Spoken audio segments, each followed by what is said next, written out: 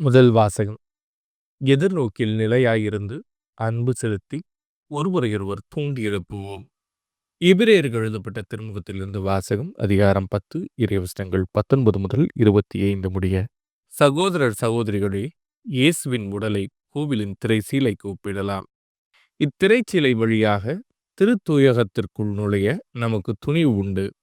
ஏனெனில் அவர் இரத்தம் சிந்தி நமக்கென புதியதொரு வழியை திறந்து வைத்துள்ளார். இதுவே வாழ்வுக்கு அழைத்துச் செல்லும் வழி.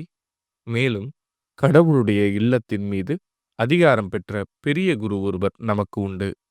ஆதலால் தீய மனச்சான்றிலிருந்து விடுவிக்கப்பட்ட உள்ளமும் தூய நீரில் கழுவப்பட்ட உடலும் உடையவர்களாய் நேரிய உள்ளத்தோடும் மிகு உறுதியான நம்பிக்கையோடும் அவரை அணுகிச் செல்வோமாக. நமக்கு வாக்களித்தவர் நம்பிக்கைக்குரியவர். எனவே நாம் எதிர்நோக்கி இருப்பதை பற்றி தயக்கமின்றி அறிக்கையிடுவதில் நிலையாயிருப்போமாக. அன்பு செலுத்தவும் நற்செயல்கள் புரியவும் ஒருவரையொருவர் தூண்டி எழுப்ப கருத்தாயிருப்போமாக.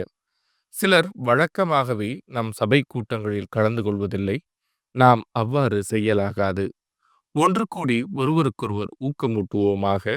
இறுதி நாள் நெருங்கி வருவதை காண்கின்றோம். எனவே இன்னும் அதிகமாய் ஊக்கமூட்டுவோம். இது ஆண்டவரின் அருள்வாக்கு. இறைவா, உமக்கு நன்றி. பதிலுரை பாடல். ஆண்டவரை நாடுவோரின் தலைமுறையினர் இவர்களே. மண்ணுலகும் அதில் நிறைந்துள்ள அனைத்தும் ஆண்டவருடையவை. நிலவுலகும் அதில் வாழ்வனவும் அவருக்கே சொந்தம். ஏனெனில் அவரே கடல்கள் மீது அதற்கு அடித்தளமிட்டார். ஆறுகள் மீது அதை நிலைநாட்டினவரும் அவரே.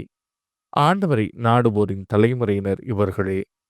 ஆண்டவரது மலையில் ஏற தகுதியுள்ளவர் யார்? அவரது திருத்தலத்தில் நிற்கக்கூடியவர் யார்?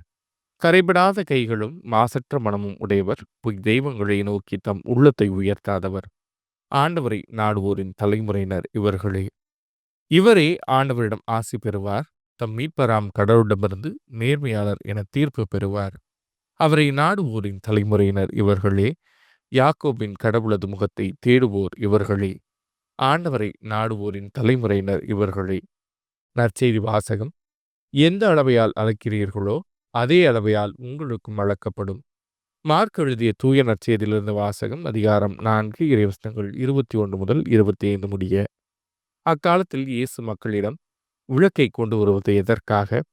மரக்காலில் உள்ளேயோ கட்டிலின் கீழேயோ வைப்பதற்காகவா? விளக்கு தண்டின் மீது வைப்பதற்காக அல்லவா? வெளிப்படாது மறைந்திருப்பது ஒன்றுமில்லை, வெளியாகாமல் ஒளிந்திருப்பது ஒன்றுமில்லை. கேட்கச் செவியுள்ளோர் கேட்கட்டும் என்றார். மேலும் அவர், நீங்கள் கேட்பதை குறித்து கவனமாயிருங்கள். நீங்கள் எந்த அளவையால் அளக்கிறீர்களோ அதே அளவையால் உங்களுக்கும் அளக்கப்படும், இன்னும் கூடுதலாகவும் கொடுக்கப்படும். ஏனெனில் உள்ளவருக்கு கொடுக்கப்படும், இல்லாதவரிடமிருந்து உள்ளதும் எடுக்கப்படும் என்று அவர்களிடம் கூறினார். இது ஆண்டவரின் அருள்வாக்கு. கிறிஸ்துவே, உமக்கு புகழ்.